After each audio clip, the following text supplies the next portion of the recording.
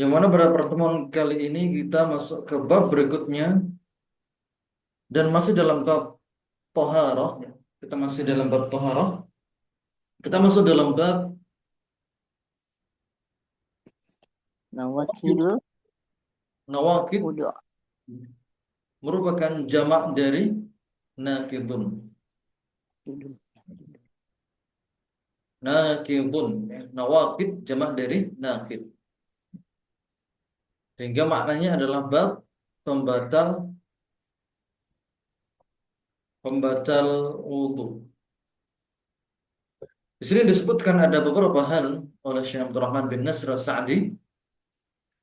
Dalam kitab ini ada kurang lebih delapan delapan hal yang bisa menyebabkan seorang batal wudhunya. Yang batal menyebabkan seorang batal wudhunya. Yang pertama adalah al-khariju minas sabilaini mutlaqan. Al-kharij artinya sesuatu yang keluar. Sesuatu yang keluar. Minas sabilain dari dua jalan, yaitu kubul dan dubur. Yaitu saluran kencing dan juga saluran buang air besar. Mutlakon, perhatikan kalimat mutlakon. Mutlakon di sini artinya adalah apapun itu, ya. Secara mutlak, apapun itu. Baik itu normal, ya, misalnya air kencing, seperti air kencing, air seni, dan tinja, akramakumullah, atau sesuatu yang tidak normal, ya. Contohnya seperti darah, atau ya misalnya batu dan semacamnya, yang jika dia keluar dari dua jalan tersebut, ya, entah itu kubul atau dubur, maka hal tersebut membuat wuduknya batal, membuat wuduknya batal.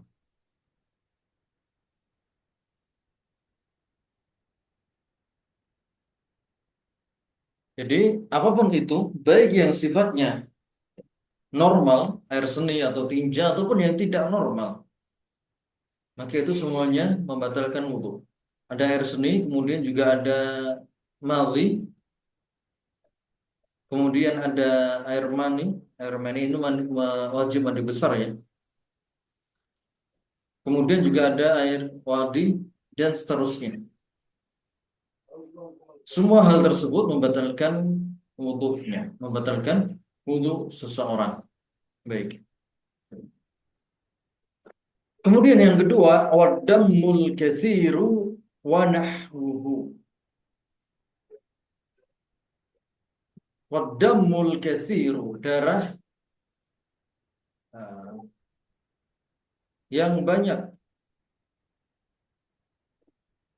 Wa nahwuhu, darah yang mengucur sangat deras atau semacamnya, atau berarti di sini semacam muntah.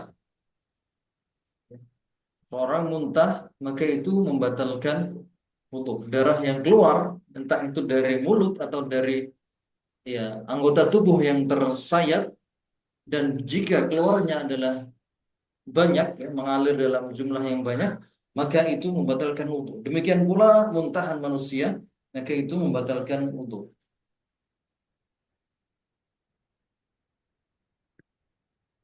Baik.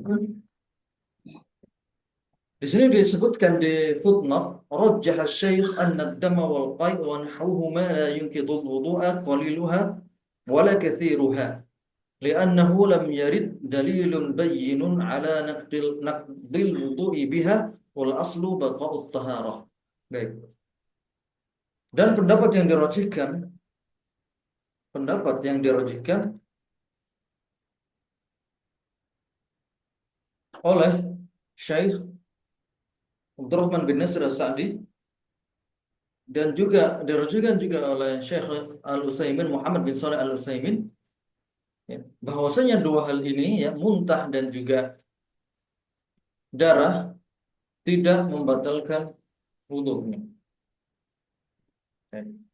Tidak membatalkan wudhu. Inilah pendapat yang dirajihkan oleh Syekh Abdurrahman bin Nasr As-Sa'di dan juga Syekh Utsaimin. Jadi memang ada dalam beberapa mazhab,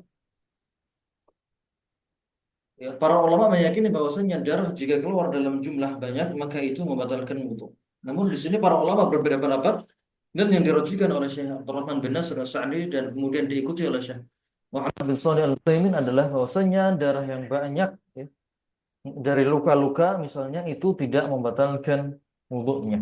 Wallahu a'lam.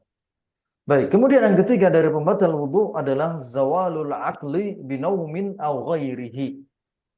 Zawalul aql, hilangnya akal, binaumin, dengan tidur. Berarti tidur di sini adalah tidur yang nyenyak. Seorang yang tidur dengan tidur yang nyenyak pasti dia akan kesadarannya akan hilang sementara. Ya. Kesadarannya akan hilang sementara dari dirinya. Dan jika tidurnya bukanlah tidur yang nyenyak, ya misalnya dia tidur dalam posisi duduk, ya, seperti ketika kebanyakan orang tertidur dalam khutbah Jumat, maka itu tidak membatalkan wudhunya. Yang di sini yang membatalkan wudhunya adalah tidur yang sifatnya nyenyak, yang menghilangkan kesadaran orang tersebut. Ya, walaupun cuma semenit atau 2 menit, tapi itu jika hilang kesadarannya, maka membatalkan wudhu. Au ghairuhu, atau juga bisa dengan sesuatu yang lain seperti mabuk, mabuk karena minuman, mabuk karena minum, yang menyebabkan akalnya menjadi tertutup atau hilang, maka itu membatalkan wudhunya. Demikian juga apa namanya, bius, bius yang digunakan dalam operasi itu juga membatalkan wudhunya.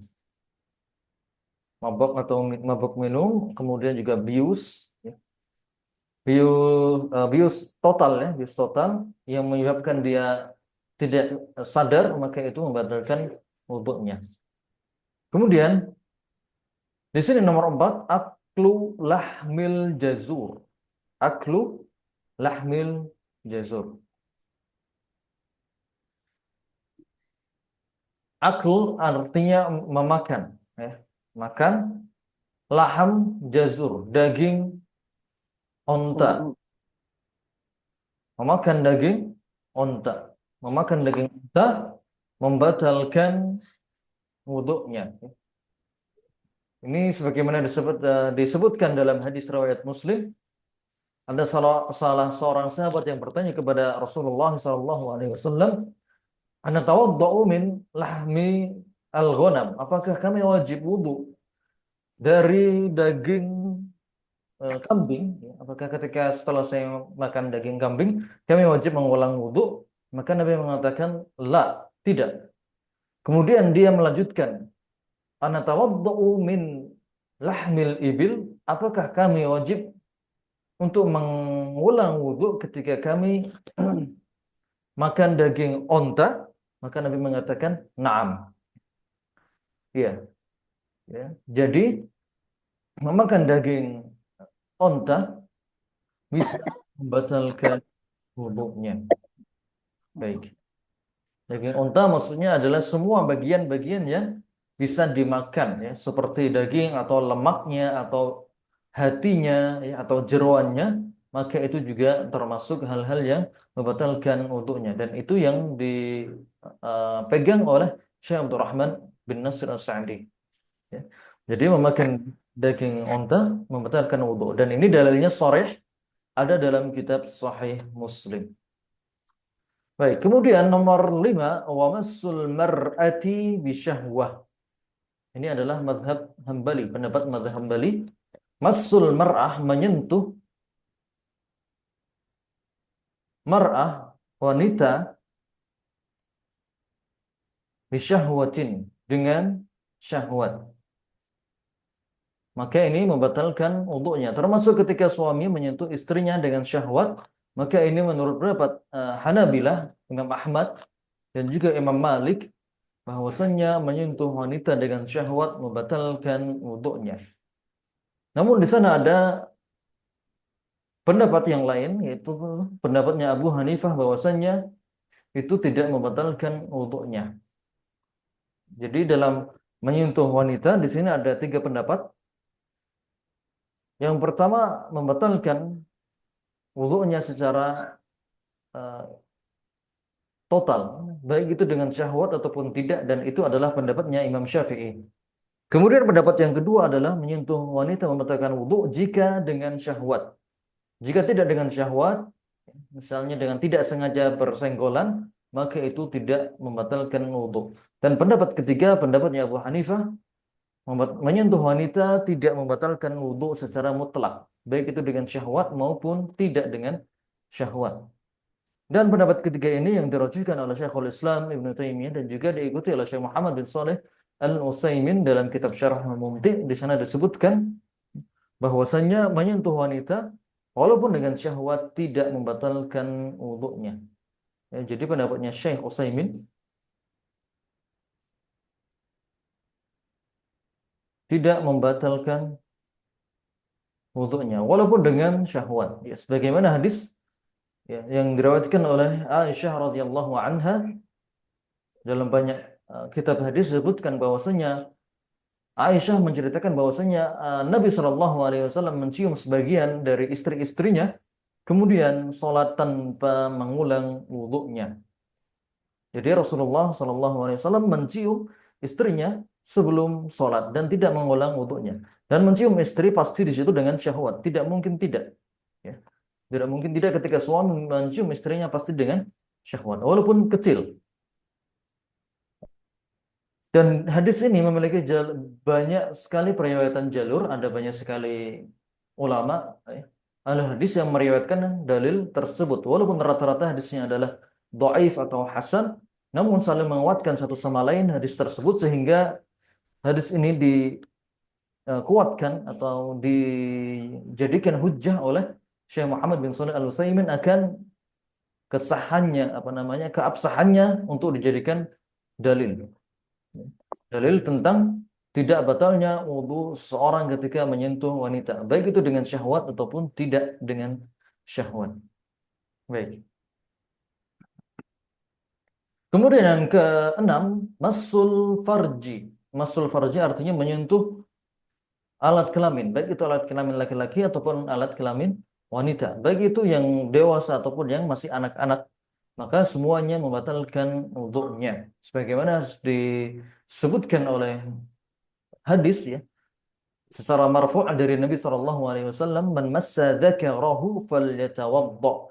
Ya, siapa saja yang menyentuh kemaluannya maka hendaknya dia berwudu ya, menyentuh kemaluan. Dan ini muttafaq, disepakati oleh banyak ulama mazhab bahwasanya menyentuh kemaluan membatalkan wudunya. Kemudian yang ketujuh, wa tagsilul mayyit. Tagsil al mayyit. Mandikan mayat.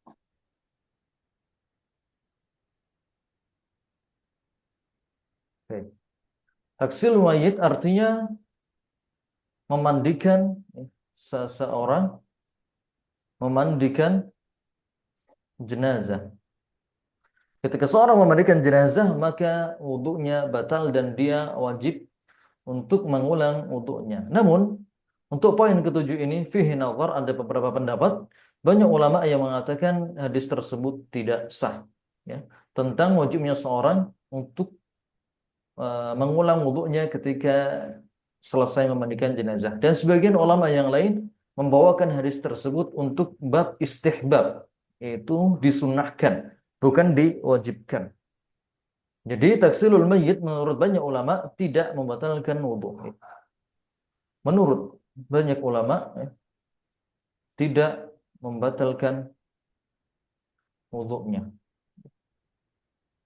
Dan Syekh Abdurrahman bin Nasr As-Sa'di dalam kitabnya yang lain Al-Mukhtaratul Jalilah menyebutkan bahwasanya taksilul mayyit tidak membatalkan wudhunya. Baik. Kemudian yang kedelapan, wariddah. Riddah artinya murtad. Murtad atau keluar dari Islam. Wahia tuhbitul a'mala kullaha, dan murtad tuhbit menghapus al-a'mal, amalan-amalan seorang hamba secara seluruh, menghapus semua amalan yang pernah dilakukan hamba tersebut, termasuk wudhu yang dia lakukan, maka wudhunya pun batal. Baik. Kemudian di sini disebutkan beberapa dalil tentang beberapa nawaqidul wudu, ya, di atas. Liqaulihi ta'ala aw jaa'a ahadum minkum minal ghaiti aw lamastumun nisa. Aw jaa'a, atau datang, ahadum minkum, salah seorang kalian, minal ghaid, dari buang air. Maka ini buang air kecil dan buang air besar masuk dalam keumuman ayat ini. Al-ghaid artinya buang air, baik itu air kecil, air kencing, ataupun buang air besar. Itu membatalkan wudhunya. Aw lamastumun nisa falam tajidu ma'an fatayammamu. Aw lamastumun nisa, atau kalian menyentuh wanita. Menyentuh wanita di sini beberapa sahabat seperti Abdullah bin Abbas, maksudnya adalah jima, menggauli istrinya, maka itu membatalkan wudhunya, dan juga dia wajib untuk mandi wajib, mandi besar. Baik. Jadi ayat ini disepakati oleh para ulama, siapa saja yang buang air kecil dan juga buang air besar, maka dia wajib untuk mengulang wudhunya. Baik. Kemudian su'ilan Nabi sallallahu alaihi wasallam an tawaddau min luhumil ibil, an tawaddau, apakah kami wajib berwudu, apakah kami berwudu min luhumil ibil, dari daging onta. Ibil artinya onta, luhum artinya daging. Apakah kami wajib berwudu dari daging onta? Maksudnya ketika selesai makan daging onta maka kita wajib mengulang wudunya? Faqala na'am. Ya, betul. Dan hadis ini ada di riwayat Muslim, hadis yang sahih. Baik. Ya, jadi ini ada dua dalil tentang batalnya wudu oleh buang air kecil, kemudian juga buang air besar, dan juga memakan daging onta. Baik. Kemudian waqala fil khuffain. Di sini Syekh Abdurrahman bin Nasr Sa'di tidak menyebutkan semua dalil-dalil tentang nawaqid di atas, ya. Tidak semuanya disebutkan dalil-dalilnya karena beliau ingin meringkas kitab ini supaya mudah untuk dipelajari oleh para pemula. Waqala fil khuffain, dan beliau maksudnya adalah sabda Nabi Shallallahu alaihi wasallam tentang dua khuf, mengusap dua khuf, ini dalam bab sebelumnya. Walakin min ghaidin wa baulin wa naumin. Ya. Walakin min ghaid. Ghaid itu buang air besar, BAB. Wa baulin, buang air kecil. Wa naumin. Kemudian naum artinya tidur. Tiga hal ini membatalkan wudu seseorang. Membatalkan wudu seseorang. Jadi di sini ada dalil-dalil yang menyebutkan tentang pembatal-pembatal wudu. Ada ayat, kemudian juga ada hadis. Ada dua hadis di sini yang menyebutkan tentang hal-hal yang bisa menyebabkan seseorang batal wudunya. Baik, sampai sini ingin sampaikan, ditanyakan terlebih dahulu sebelum kita lanjut ke bab berikutnya.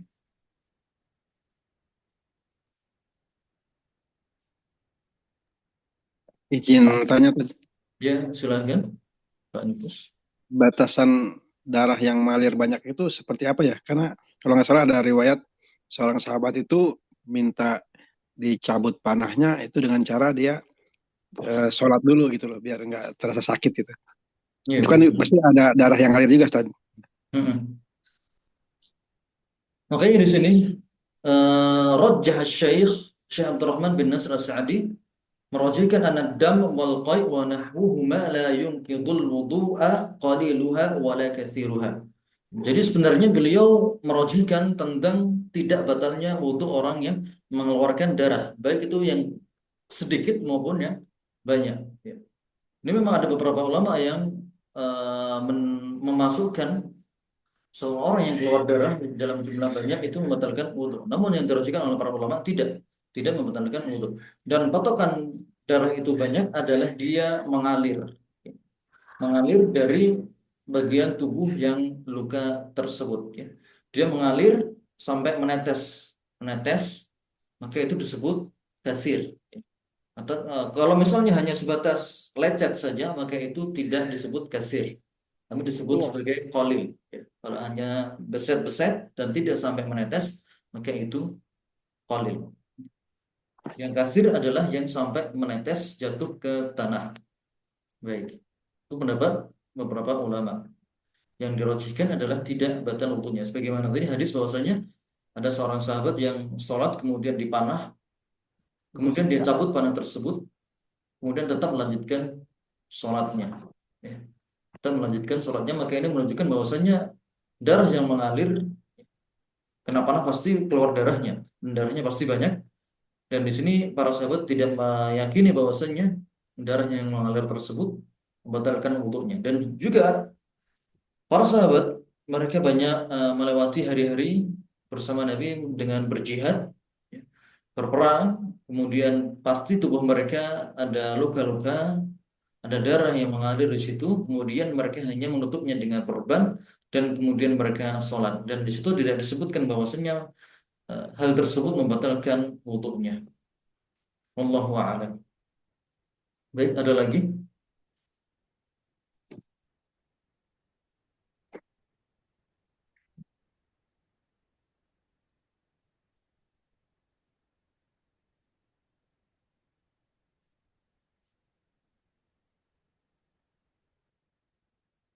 Baik, kita lanjut ke bab yang berikutnya.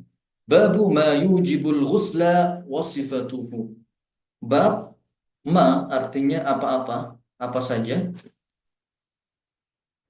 Ma yujibul ghusla yang mewajibkan mandi.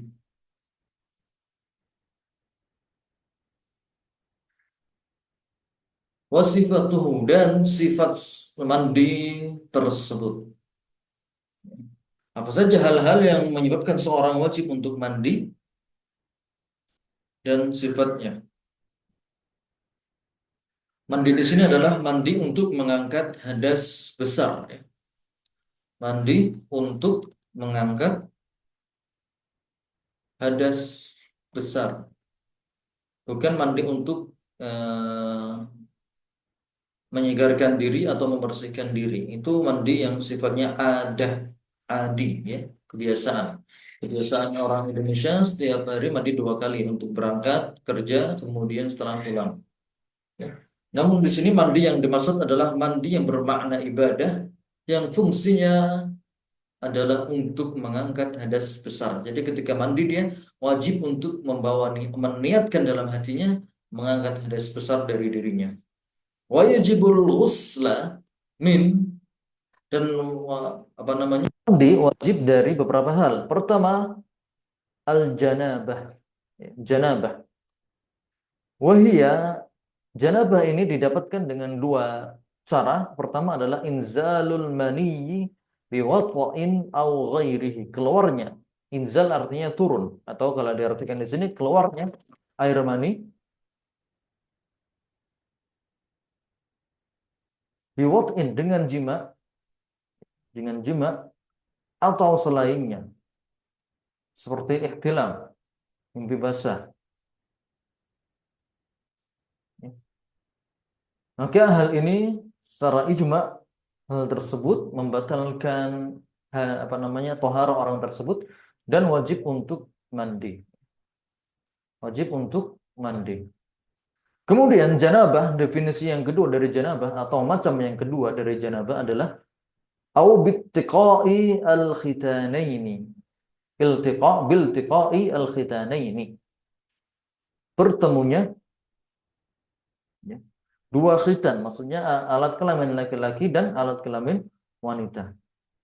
kelamin laki-laki dan wanita. Mujarrad iltiqa, ya, bersentuhan itu sudah menyebabkan seorang mandi wajib. Walaupun tidak sampai keluar air mani, maka itu tetap wajib untuk mandi. Baik. Kemudian yang berikutnya, di antara hal-hal yang mewajibkan seorang mandi, khuruju damil haidhi wan nifas. Keluarnya darah haid dan nifas. Darah haid itu darah rutin yang keluar dari rahim seorang wanita setiap bulan, ada periodenya. Sementara nifas itu adalah darah yang keluar setelah melahirkan. Ketika seorang wanita mengalami hal ini, maka dia wajib mandi, yaitu ketika nanti telah selesai. Setelah bersih darahnya, maka dia wajib untuk mandi. Ya, membasuh seluruh tubuh. Yang ketiga, wa mautu ghairi syahidi, dan meninggal dalam kondisi tidak sedang perang. Meninggal dalam kondisi tidak sedang perang. Syahid artinya orang yang meninggal di medan perang. Ya. Dan orang yang tidak meninggal di medan perang, maka dia tidak orang yang meninggal tidak di medan perang, dia wajib untuk dimandikan. Sementara mereka yang meninggal di medan perang, maka tidak dimandikan. Orang yang meninggal di peperangan, mereka langsung dikuburkan bersama dengan baju-baju mereka, dengan darah-darah mereka. Adapun kalau orang meninggal biasa, entah itu kecelakaan atau meninggal karena penyakit atau karena tua, maka dia wajib untuk dimandikan, kemudian dikafani dan dikuburkan. Baik, kemudian yang keempat, di antara hal yang yang mewajibkan seorang mandi adalah Islamu al-kafir, orang kafir yang masuk Islam.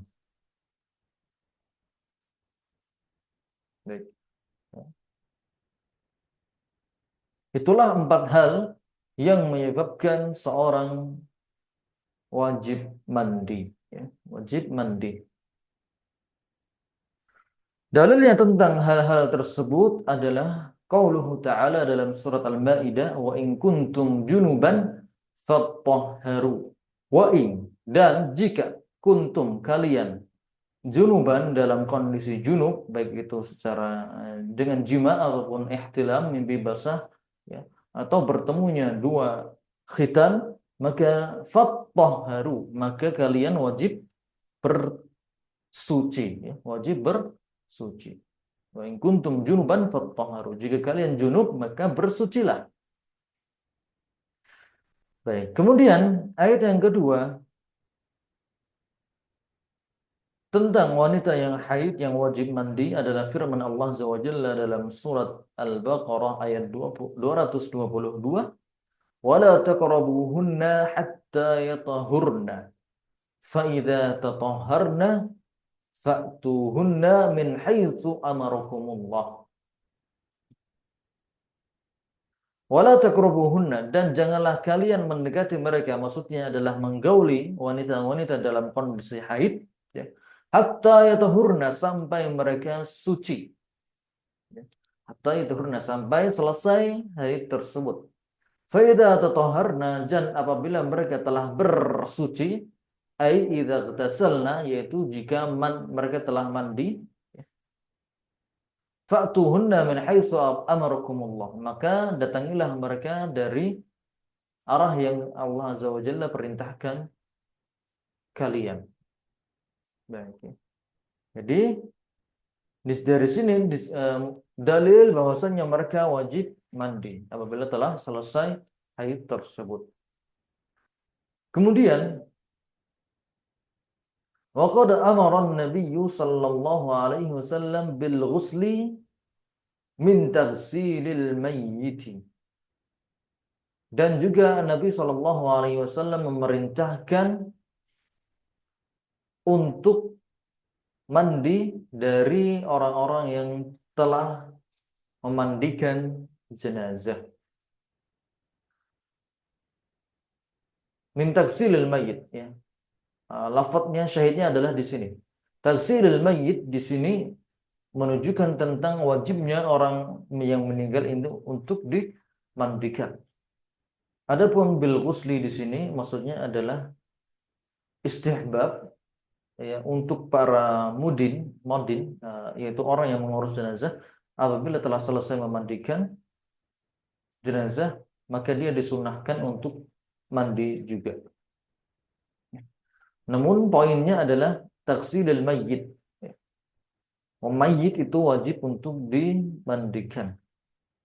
Kemudian wa amara man aslama ay yaghtasil, dan Nabi SAW memerintahkan bagi orang yang masuk Islam untuk berwudu, sebagaimana hadis Qais bin Asim dalam riwayat Abu Dawud dan juga Tirmidzi dan juga Nasa'i, menyebutkan bahwasanya ada seorang yang masuk Islam di zaman Nabi SAW, kemudian Nabi memerintahkan dia untuk mandi. Maka ini menunjukkan tentang wajibnya hal tersebut. Wa amma sifatuhu, adapun sifat-sifat mandi tersebut, sifat-sifat mandi wajib, sifatu ghuslin Nabi yang diajarkan oleh Nabi SAW dari junub. Yang pertama, fakana yaghsilu farjahu awalan. Nomor satu adalah mencuci kemaluannya. Kemudian yang kedua, thumma yatawaddau wudu'an kamila. Berwudu dengan wudu yang sempurna. Kamilan artinya sempurna. Kemudian yang ketiga, thumma yuhsil ma'a ala ra'sihi salasan yuwarrihi bidzalik. Mengguyur air ke kepala 3 kali. Yurawih, kemudian dia menyela-nyela rambut tersebut dengan air tersebut. Dia pastikan air tersebut telah sampai ke kulit kepala orang tersebut, ya. Telah sampai ke kulit kepala. Jadi tidak cukup hanya basah rambutnya saja, namun juga wajib untuk mengenai kulit kepala. Yurawihi, ya, menggosok-gosoknya supaya masuk ke pori-pori atau kulit kepala. Tsumma yufidul ma'a ala sa'iri jasadihi. Kemudian yang keempat adalah mengguyur air ke seluruh tubuh, ya. Dimulai dari sisi kanan, ya. Sunnahnya dimulai dari sisi kanan, ya, sisi bagian muka sebelah kanan, tubuh, kemudian pundak bahu sebelah kanan, kemudian sebelah kiri, ya. Dan dari sini sudah dari sebelumnya sudah boleh untuk memakai sabun atau sampo, ya. Ketika tadi mengguyur kepala itu dibolehkan untuk memakai alat-alat kebersihan seperti sampo, dan ketika mengguyur air ke seluruh tubuh juga dibolehkan untuk memakai, ya, sabun untuk membersihkan badan. Kemudian yang kelima adalah tsumma yaghsilu rijlaihi bi mahallin akhar. Mencuci kakinya di tempat lain. Ini dimaksudkan adalah apabila kamar mandinya adalah model kamar mandi zaman dahulu, artinya itu tidak ada saluran pembuangannya. Jadi di zaman Nabi memang tidak ada sanitasi, ya. Ketika orang mandi airnya langsung di atas tanah, langsung meresap ke tanah tersebut. Maka di sini dianjurkan untuk mencuci kakinya di tempat yang lain supaya dia tidak terkena sisa-sisa kotoran, ya, dari bekas dia mandi tersebut.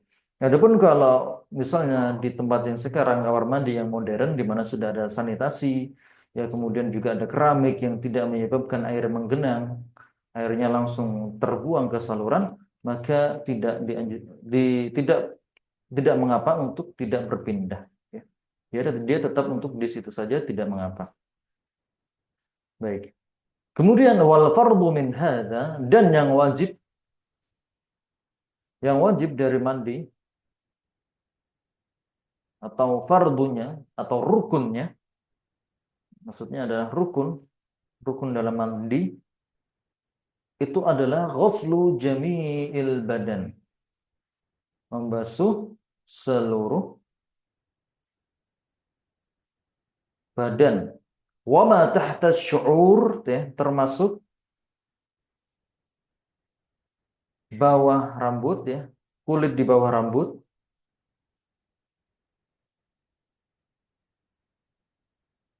al khafifah, yang tipis atau tebal, ya. Kulit di bawah rambut yang tipis atau tebal itu wajib untuk terkena air tersebut, ya. Dan tambahan wajib untuk berniat, ya. Dan niat untuk mengangkat hadas besar, niat untuk mengangkat hadas besar tersebut. Nah, itulah yang wajib. Artinya dia tidak perlu apa namanya, artinya ketika seorang tidak berwudu terlebih dahulu atau tidak memisahkan keramas dengan apa namanya membersihkan badan, tidak memisahkan hal-hal tersebut, maka itu tidak mengapa. Dia langsung guyur kepalanya dengan air, kemudian membasahi seluruh badan, kemudian langsung sampoan, ya, kemudian cuci muka, kemudian sabunan, maka itu sudah cukup, ya, sudah cukup. Hanya saja yang paling afdal adalah mengikuti cara Nabi tadi, ya. Mengikuti langkah-langkah yang dilakukan oleh Nabi. Mencuci kemaluannya, kemudian tangannya, ya, telapak tangannya, kemudian berwudu, dengan wudhu yang sempurna, kemudian menggusur kepalanya dulu, dipisah, ya, antara keramas dan membasuh badan, kemudian membasuh badan dimulai dari sisi kanan, kemudian mencuci kakinya di tempat yang lain, itu merupakan hal yang afdal, yang sunnahnya demikian. Namun apabila dia hanya langsung mengguyurkan airnya ke seluruh badan, maka itu sudah cukup. Atau ketika seorang langsung berendam di sungai, ya, atau di kolam yang membasahi seluruh badannya, seluruh anggota tubuhnya sudah basah, maka itu pun sudah cukup. Wallahu a'lam. Ada yang ingin ditanyakan? Mulai izin tanya tadi. Ya, silahkan. Untuk mandi ini kan kita harus menggunakan air mutlak saja. Iya, betul. Nah, artinya suci dan mensucikan gitu. Itu Betul. batasan penggunaan sabunnya seperti apa Ustaz? Supaya air yang kita pakai itu tetap dalam kondisi air mutlak gitu Ustaz. Karena apa kalau misalkan baru pakai segayung diguyurkan terus pakai sabun itu bisa nggak gitu? Boleh nggak Ustaz? Kan udah hasilnya kondisi airnya sudah dicampur dengan air sabun Ustaz. Bukan air mutlak lagi. Baik. Ada beberapa perincian. Ada beberapa perincian. Pertama, untuk seorang memakai sabun, dia harus membasahi anggota tubuhnya terlebih dahulu. Dia harus membasahi anggota tubuhnya terlebih dahulu. Tidak mungkin orang sabunan dengan tubuh yang kering. Ya. Jadi ketika sudah dibasahi, anggota tubuhnya sudah seluruhnya sudah basah, maka itu sudah apa namanya menggugurkan rukun mandi tersebut. Ya. Jadi itu pun sudah sah. Walaupun dia belum memakai sabun, itu sudah sah. Jadi sabun ini sifatnya adalah tak apa namanya untuk penguat, ya, semakin untuk membersihkan. Ya. Jadi ketika mandi di sini syaratnya tidak harus bersih. Syaratnya maksudnya daki-dakinya atau ketumbai-ketumbainya tidak harus sampai hilang semua. Yang penting cukup apa namanya yang bersih adalah bagian-bagian yang terkena najis, ya, seperti sabilain tadi, kubul dan dubur itu wajib dibersihkan. Adapun sisanya seperti ketiak, maka itu tidak harus sampai bersih mengkilat, ya. Cukup dia terkena air, maka itu sudah menggugurkan kewajiban. Ya, jadi memakai sabun itu hanya takkid untuk membersihkan sisa-sisa kotoran-kotoran yang menempel di badan. Gujuran pertama sebelum terkena sabun itu sudah menggugurkan kewajiban. Kemudian ketika dia pakai sabun, maka itu berarti dia adalah tambahan, sifatnya tambahan di luar dari hal tersebut dan itu diperbolehkan. Jadi tidak masalah. Yang kita lakukan selama ini itu tidak masalah. Itu semuanya sudah apa namanya menggugurkan kewajiban mandi tersebut.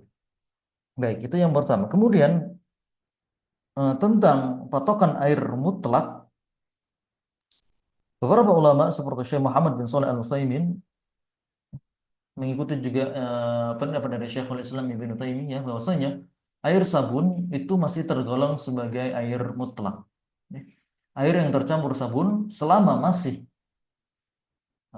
jelas airnya, walaupun sedikit keruh, maka itu tetap disebut air mutlak. Kalau di zaman dahulu dengan menggunakan bunga-bunga atau daun-daun yang air kemudian digunakan untuk mandi dan itu pun diperbolehkan, masih masuk kategori air, masih kategori air mutlak.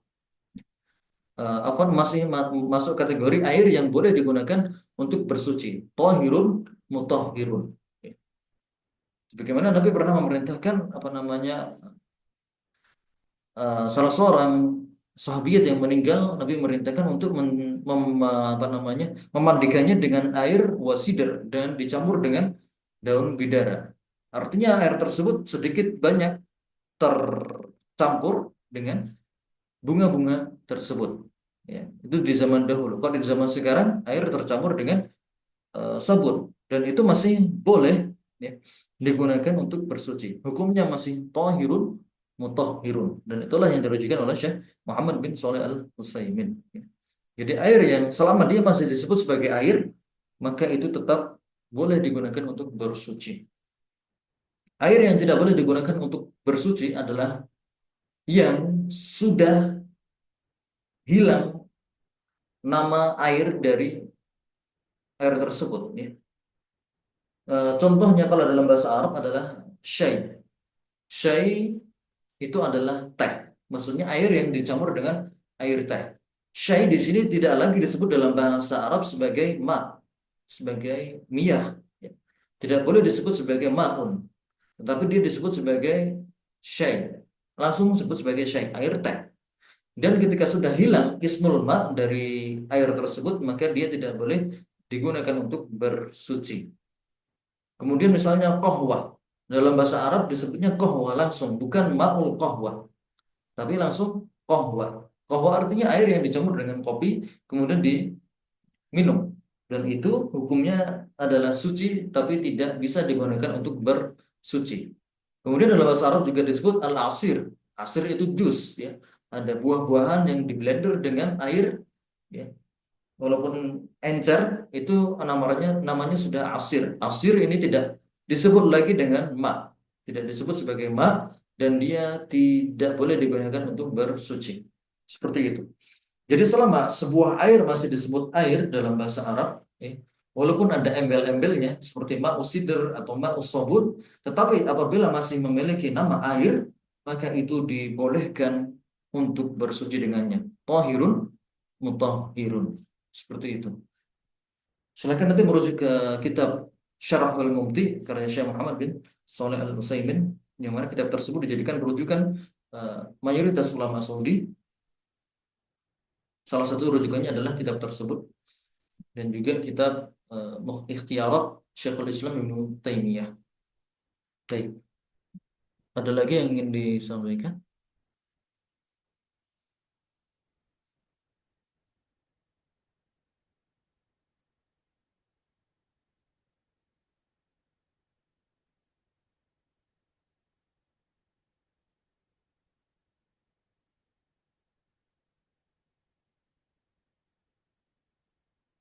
Baik, kita lanjutkan satu bab lagi. Waktunya masih sekitar 15 menit. Kita lanjutkan. Bab tayammum, bab tentang tayammum.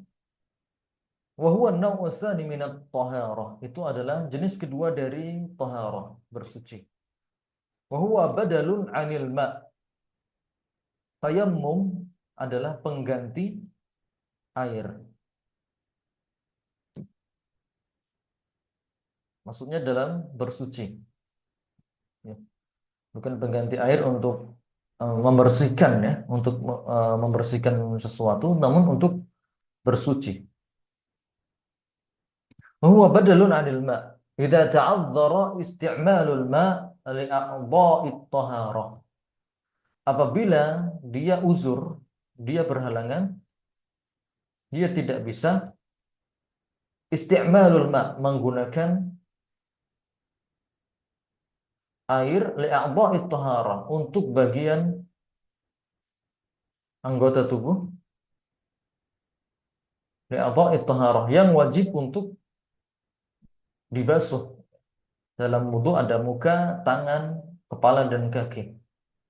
Au ba'daha, atau sebagiannya, sebagian dari anggota tubuh tersebut, li'adamihi, karena tidak ada air. Karena tidak ada air. Au khaufi dhararin, atau takut membahayakan anggota tubuh apabila menggunakannya, seperti ya, seperti luka, luka bekas, luka entah itu luka gores, luka bakar atau luka yang lainnya yang tidak boleh terkena air, maka di sana dia menggantinya dengan tayammum. Ya. Karena tidak ada air, ya.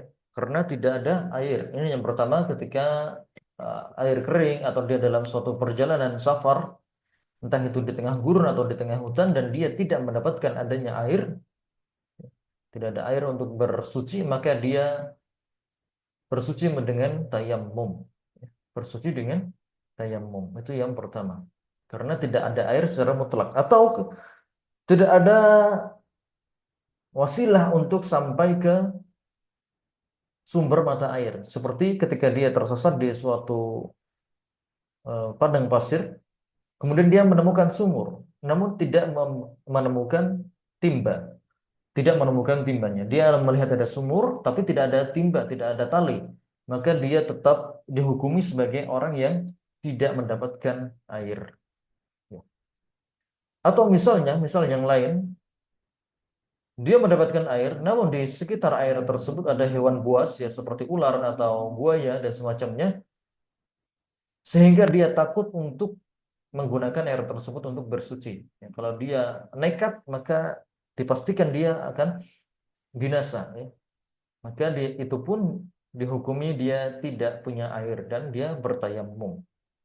Khaufu dararin bi isti'malihi, atau dia takut ya menggunakan air akhirnya menyebabkan dirinya terluka, ya. Seperti karena luka bakar atau luka sayat yang tidak boleh kena air, maka dia pun bertayamum. Atau misalnya dia sedang sakit demam, maka dia bertayamum.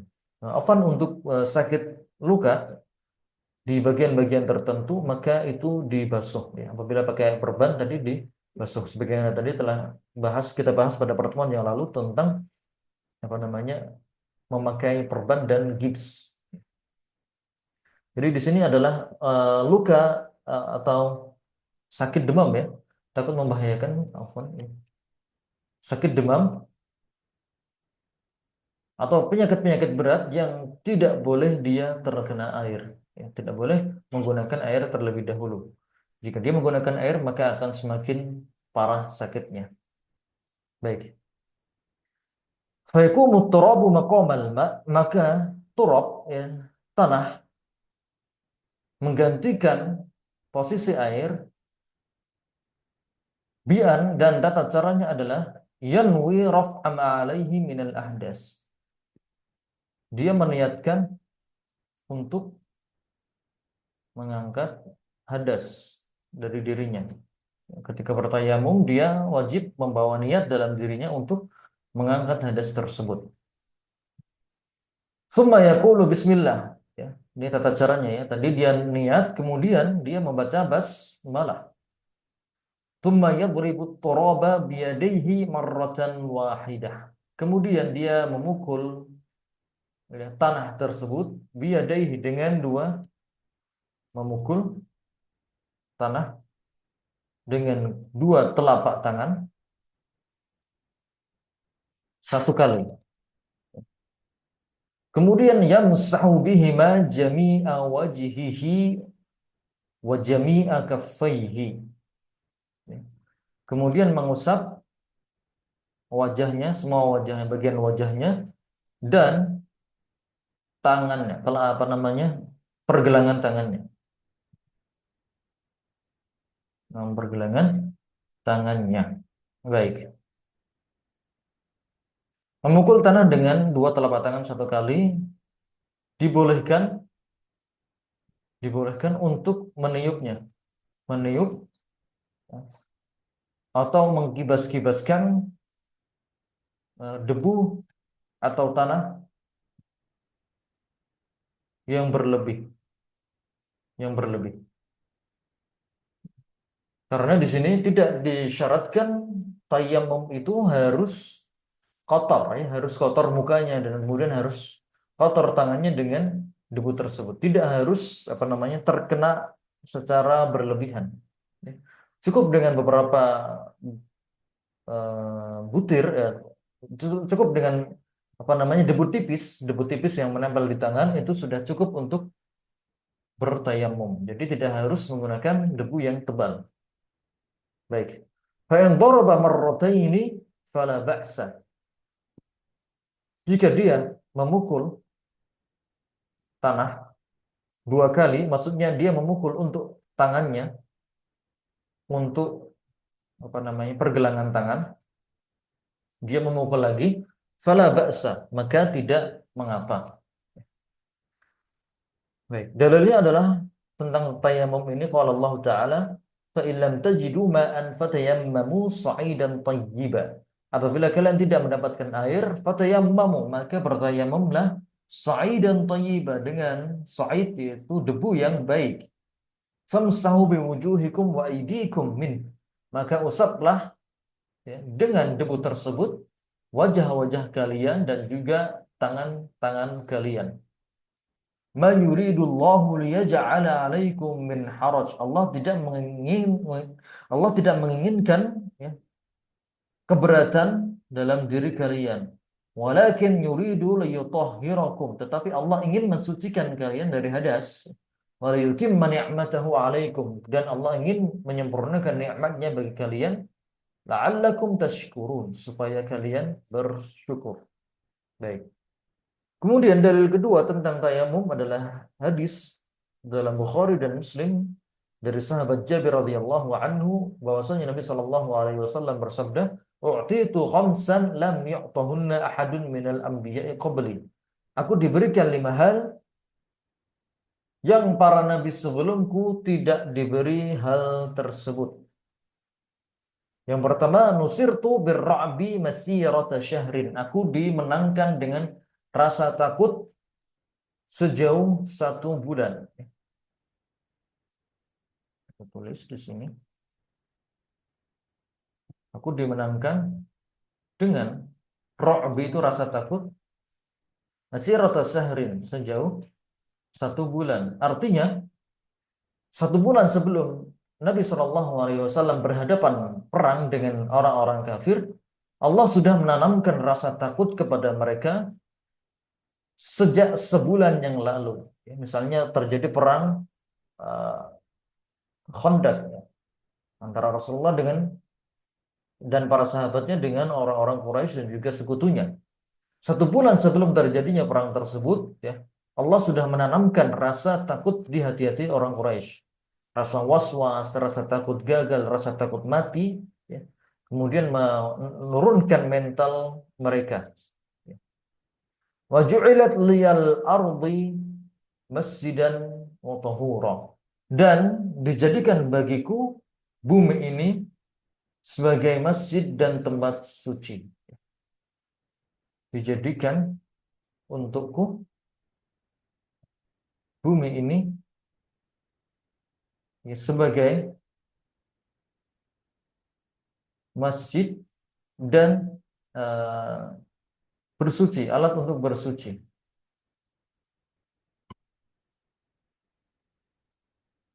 Yaitu dengan tayamum tadi. Jadi sholat boleh dilakukan dimanapun selama tempat tersebut suci, bersih.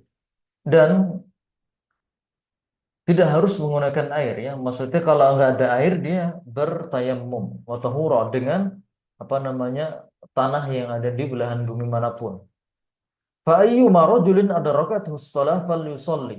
Maka siapa saja dari kalian yang mendapati waktu sholat, maka hendaknya dia segera sholat. Dia cari air dulu, kalau nggak ketemu air maka bertayamum dan sholat.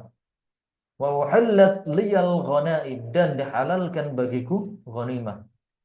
Dihalalkan bagiku ghanimah, harta rampasan perang, yang mana pada umat-umat terdahulu ghanimah itu hukumnya haram untuk dimiliki.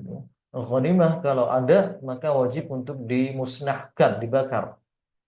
Walam tahilla li ahadin qabli, dan tidak dihalalkan ghanimah tersebut bagi para nabi sebelumku. Wa utitu syafa'ah, yang keempat, aku diberikan syafaat. Syafaat untuk yang menolong umatku nanti di akhirat kelak. Wa kana nabiyyu yub'atsu ila qaumihi khassah. Nabi-nabi terdahulu diutus untuk kaumnya saja. Wa bu'istu ila nasi 'ammah. Sementara aku diutus untuk seluruh manusia. Inilah keistimewaan Nabi Shallallahu Alaihi Wasallam dengan para nabi-nabi sebelumnya. Jadi ada 5 hal spesial yang dimiliki oleh Rasulullah Shallallahu Alaihi Wasallam. Umat terdahulu mereka tidak memiliki syariat tayamum. Jadi mereka mau tidak mau harus bersuci dengan air. Kalau tidak ketemu air maka mereka tidak beribadah, tidak sholat, dan diqadha di waktu yang lain apabila telah dapat air. Adapun untuk umat Nabi Muhammad SAW, maka mereka tidak perlu melakukan hal tersebut. Kalau nggak ada air ya langsung bertayamum. Baik.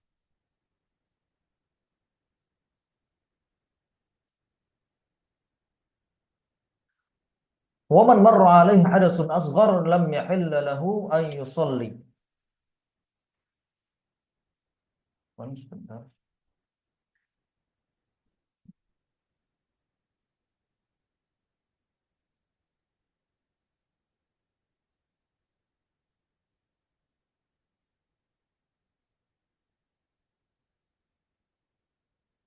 Baik. Waman marra alaihi hadasun asghar, dan siapa saja yang terkena hadas asghar, lam yahilla lahu, tidak boleh.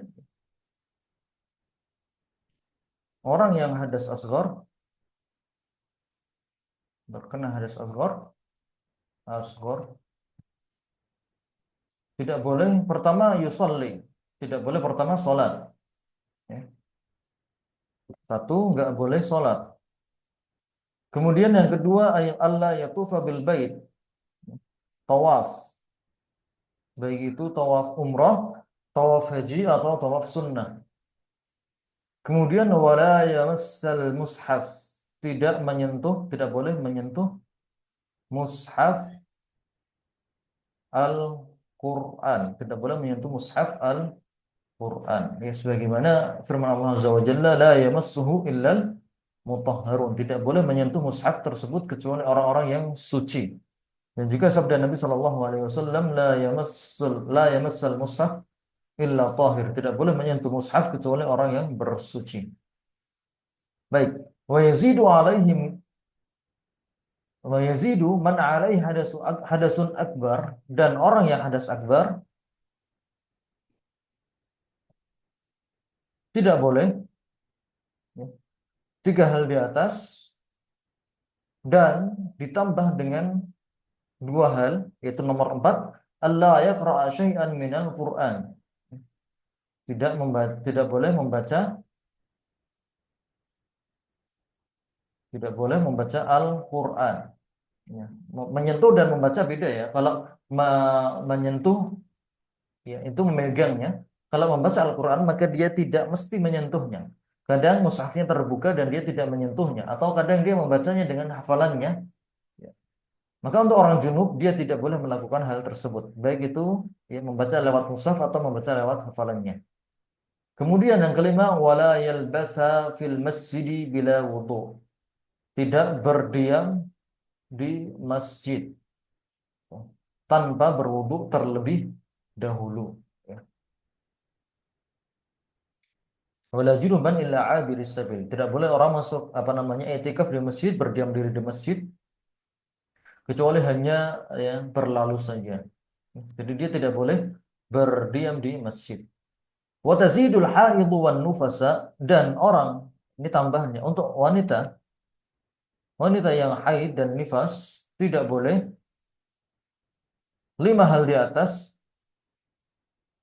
dan juga yang keenam adalah puasa, tidak boleh puasa, kemudian digauli, tidak boleh digauli, kemudian tidak boleh dijatuhi talak. Ya, dalam kondisi dia sedang haid. Talak hanya boleh dilakukan ketika dia sudah bersih dari haidnya. Baik. Jadi itu totalnya ada 8. Ya, totalnya ada 8. Untuk hadas asghar tidak boleh sholat, tawaf, menyentuh mushaf Al-Quran.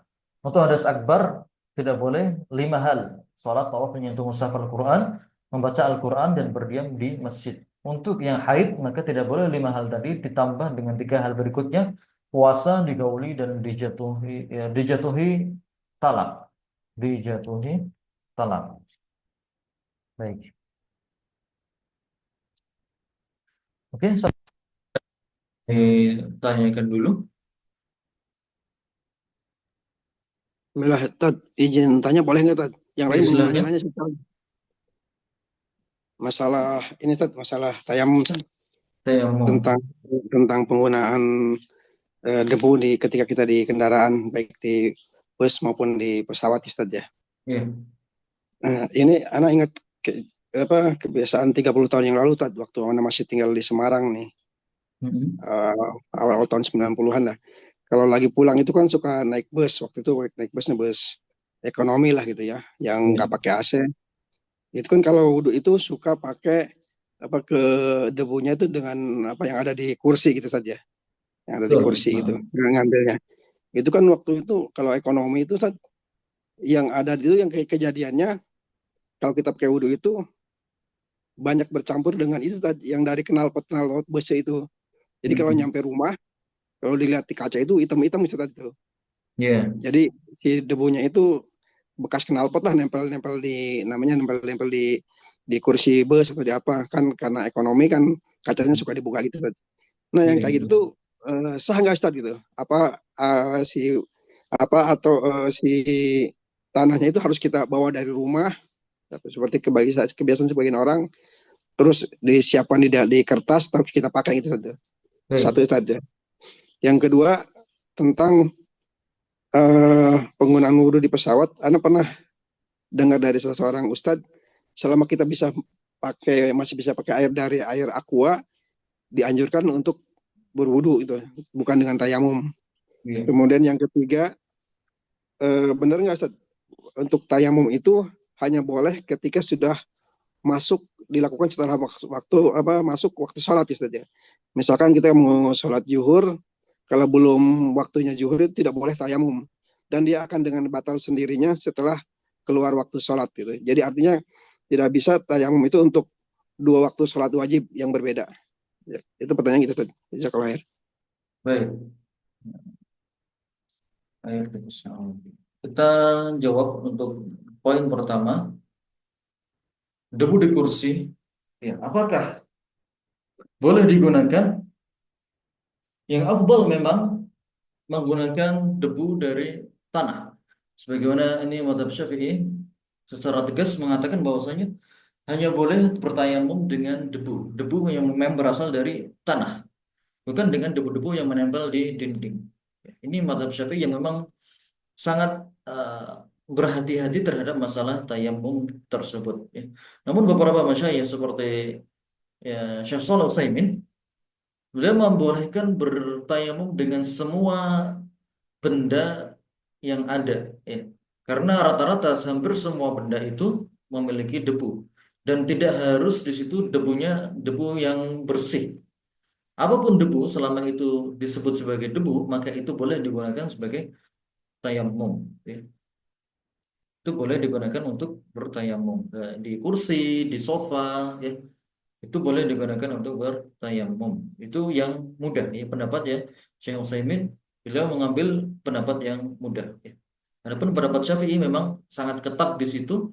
Debunya harus apa namanya berasal dari tanah. Ya, kalau bisa dibawa dia sakuin gitu, sakuin di dalam tisu, maka itu melakukan seperti itu. Namun itu tentu saja merupakan hal yang cukup berat. Dan agama ini adalah agama yang mudah. Baik. Kemudian tentang air di pesawat, apakah yang afdol menggunakan air? Tentu saja afdol menggunakan air, karena berwudu itu cukup dengan satu gelas. Ya. Ingat Nabi Shallallahu Alaihi Wasallam ketika berwudu itu hanya menggunakan satu mud. Ya. Satu mud itu apa namanya satu cakupan tangan ya, kanan dan kiri. Ya. Itu air penuh di situ itu namanya satu mud. Satu mud itu sudah cukup digunakan untuk berwudu. Satu botol aqua yang isi 300 mili itu sudah cukup digunakan untuk berwudu ya, menggunakannya sedikit-sedikit ya, atau kalau bisa cuma sekali-sekali saja ya, berkumurnya sekali, membasuh mukanya sekali, kemudian cuci tangannya sekali, itu sudah cukup dengan syarat menyentuh semua anggota tubuh yang diwajibkan dan airnya mengalir.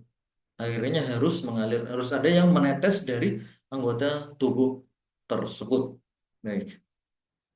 Kemudian waktu mulai tayamum, apakah harus dukhulul waqt kemudian boleh tayamum terlebih dahulu atau tidak? Ini berbeda pendapat. Kalau madhab Syafi'i harus masuk waktu sholat terlebih dahulu baru kemudian dia bertayamum. Namun ini adalah pendapat yang sangat berhati-hati ya. Kita sebut pendapat yang sangat berhati-hati. Dan ulama-ulama yang lain ya seperti dalam kitab Syarhul Mumti ya. Kita di sini banyak merujuk kepada kitab beliau Syekh Muhammad bin Shalih Al-Utsaimin, waktu tayamum itu tidak harus menunggu waktu sholat. Misalnya seseorang ingin tawaf sunnah, tawaf sunnah di waktu duha dan dia demam, nggak bisa pakai air, maka dia diperbolehkan untuk tayamum, kemudian dia tawaf dengan kursi ya, karena dia sakit dengan kursi roda. Ya. Atau kemudian di kondisi yang lain, orang sakit demam nggak bisa pakai air dan dia pengen baca Quran dengan menyentuh mushaf Al-Quran, maka dia diperbolehkan untuk bertayamum di waktu tersebut walaupun belum masuk waktu sholat. Dan ketika nanti sudah waktu sholat datang, apakah dia wajib untuk mengulang tayamumnya? Maka di sini para ulama juga berbeda pendapat dan yang dikuatkan oleh Syekh Utsaimin adalah dia tidak wajib mengulang tayamumnya. Selama dia sudah bertayamum dan tidak berhadas, maka tayamum tersebut bisa digunakan untuk ibadah-ibadah yang lain yang disyaratkan suci. Ya. Seperti sholat wajib, kemudian sholat sunnah dan seterusnya, maka itu diperbolehkan. Seperti itu. Baik. Allah taala alam. Ala kulli hal untuk masalah fikih ini masalah yang luas, ada banyak sekali eh, pendapat-pendapat ya. Dan untuk pendapat Syafi'iyah dalam masalah thaharah ini sangat ketat sekali ya. Sangat ketat dan sangat berhati-hati ya.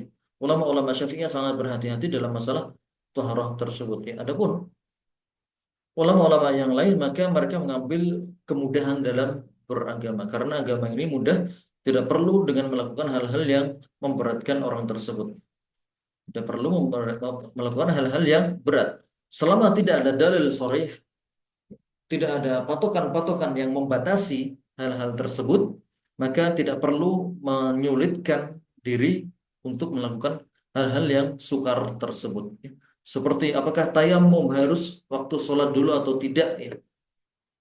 Kalau pakai mazhab yang berhati-hati, dia harus menunggu waktu sholat dulu. Ya. Kenapa? Karena ada kemungkinan nanti turun hujan atau ada kemungkinan nanti ada orang datang bawa air. Ya. Sementara dalam beberapa ulama yang lain tidak harus menunggu. Selama dia yakin, ghalabatul dzan, dia yakin nanti tidak ada air, ya sudah dia boleh tayamum di waktu tersebut untuk baca Quran, untuk tawaf atau untuk sholat sunnah dan semacamnya. Baik, wallahu a'lamu bishawab. Ada lagi?